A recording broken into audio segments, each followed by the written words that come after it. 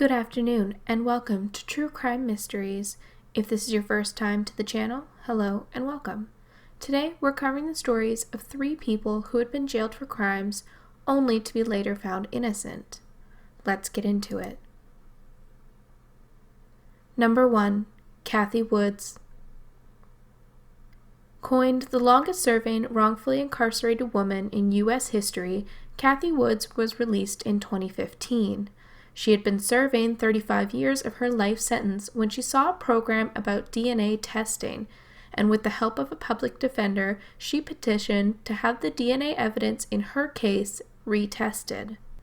She was later informed that DNA at the crime scene linked to a man named Rodney Halbauer, who was incarcerated and already serving a life sentence in Oregon.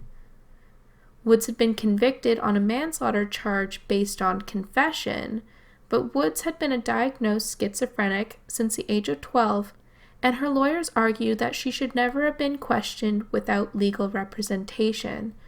She had gotten every detail about the crime incorrectly and was unable to replicate a knot necessary in the crime. 3 years after the crime had turned cold, Woods had been committed into a psychiatric hospital and had wanted a private room, but was told only dangerous patients got private rooms, so she told a counselor she had been involved in the disappearance of a missing woman. However, she didn't give any information about the crime that hadn't been in the local news. This seemed to be the only motivation behind the confession.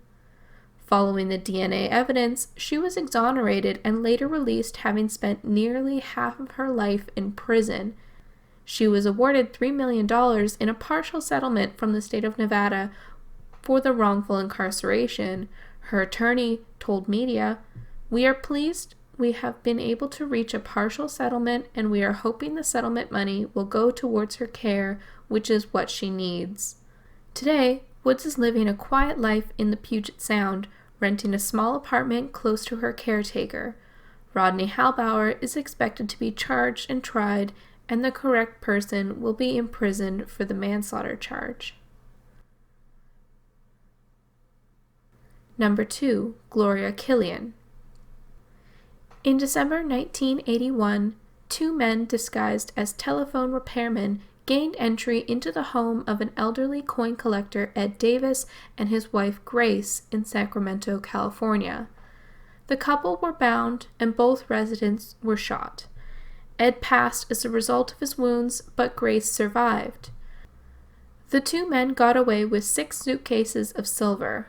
Later, an anonymous phone call accused a man named Gary Mass.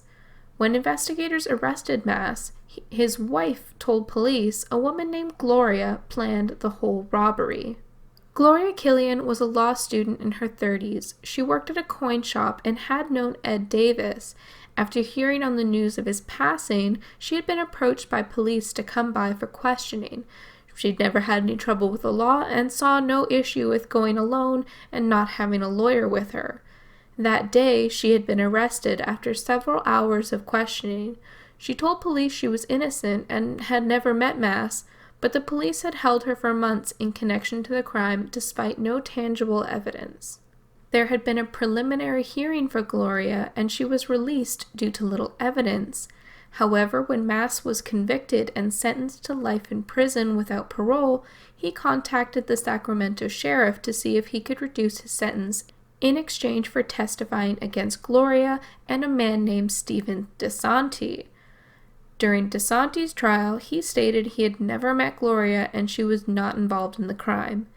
In Gloria's trial, Mass testified against her, and based on his testimony, Gloria was sentenced to 32 years in prison with the possibility of a death sentence. Mass's conviction was reduced to 25 years. It wasn't until the 1990s that a private investigator uncovered documents outlining Mass's deal. This was evidence that prosecution should have given to Gloria's defense team in her trial. Mass had actually testified in that trial that he had not been given a deal in exchange for his testimony against Gloria. With that, Gloria Killian's conviction was overturned. She was released in 2002. 20 years of being an accused mastermind of a murderer, Gloria was a free woman. In 2008, the State Bar of California brought prosecutorial misconduct disciplinary charges against the prosecutor, Christopher Cleland, for failing to disclose the exculpatory evidence to defense and was admonished from the bar.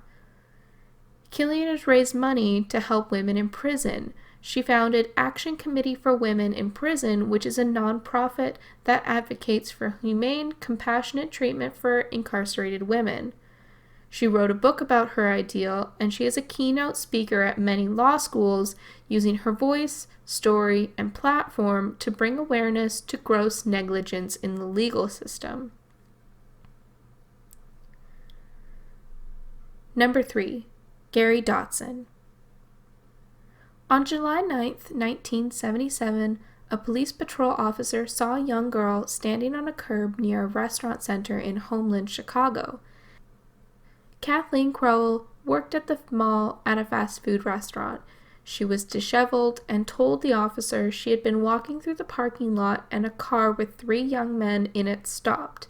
2 men jumped out and grabbed her and threw her into the back seat. She described being assaulted in the vehicle and a man carving letters into her stomach using a broken beer bottle. The officer took her to the hospital where she was treated for the lacerations and DNA was collected. She said that police pressured her to pick someone out of a mugshot book, and she picked Gary Dotson, a man who somewhat matched the composite sketch police had done up based on her description. Although she said the man who attacked her was clean-shaven, Dotson was arrested anyway, even though he had a mature mustache. Gary Dotson was a high school dropout and living with his mother and his sisters in Country Club Hills in Chicago. He was arrested and charged based on the identification with aggravated assault and kidnapping and sentenced to 25 to 50 years in prison.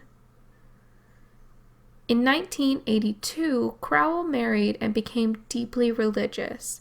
She had relocated to New Hampshire, and in 1985, she confessed to a pastor that when she was 16, she had relations with her then boyfriend and was concerned she would get pregnant. She was living with foster parents and had needed contraceptive, but thought they would kick her out if she told the truth. Using a scene from a romance novel, Sweet Savage Love, she came up with a plan to explain an unwanted pregnancy.